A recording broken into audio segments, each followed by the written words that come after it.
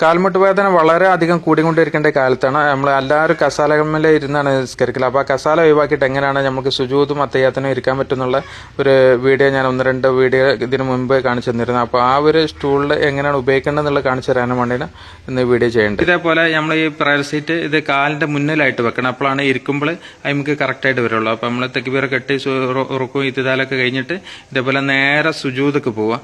സുജൂദക്ക് പോയിട്ട് ബാക്ക് സപ്പോർട്ടിന് വേണ്ടി മാത്രം ഇത് ഉപയോഗിക്കുക കേട്ടോ. അപ്പോൾ കാൽമുട്ട് വേദന ഉള്ളവർക്ക് ഇതേപോലെ ഒരു സപ്പോർട്ട് ഉണ്ടായാലേ അവർക്ക് അത്തഹിയ്യാത്തിന് ഇതേപോലെ ഇതിനുള്ളിൽ ഇരിക്കാൻ പറ്റും. അപ്പോൾ നിസ്കാരം സുജൂദൊക്കെ കറക്റ്റായിട്ട് ചെയ്യാനും പറ്റും. അങ്ങനെ ഒരുപാട് ആൾക്കാരെ ഉപകാരപ്പെട്ടത് ഒരുപാട് പേര് എൻക്വയറി ചെയ്യേണ്ട ഒരു പ്രോഡക്റ്റാണ്. അപ്പോൾ ഈ പ്രയർ സീറ്റ് ആവശ്യമുള്ളവർ ഞങ്ങളെ കൊടുത്തിട്ടുള്ള വാട്സപ്പ് നമ്പറിൽ ബന്ധപ്പെട്ടാൽ മതി.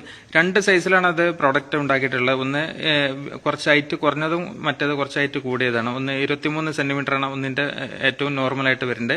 ഇതാണ് വേറൊന്ന് 28 സെന്റിമീറ്ററും. അപ്പോൾ 23 സെന്റിമീറ്ററിനാണ് കൂടുതൽ ആൾക്കാർക്കും കംഫർട്ടായിട്ട് യൂസ് ചെയ്യാൻ പറ്റുന്നത്. 28 സെന്റിമീറ്റർ നല്ല കാൽമുട്ട് വേദന കുറച്ച് അധികമുള്ള തീരെ മടങ്ങാത്തവർക്കാണ് ഇത് യൂസ് ചെയ്യാൻ പറ്റുക. അപ്പോൾ ഇതേപോലെ പൊന്തി ഇങ്ങനെ നിൽക്കും 28 സെന്റിമീറ്റർ ഉപയോഗിച്ചിട്ടുണ്ടെങ്കിൽ.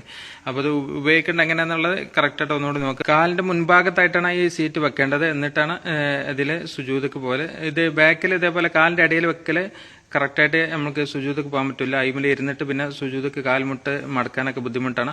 അപ്പോൾ അതുകൊണ്ട് കാലിന്റെ അടിയിൽ വെക്കരുത്.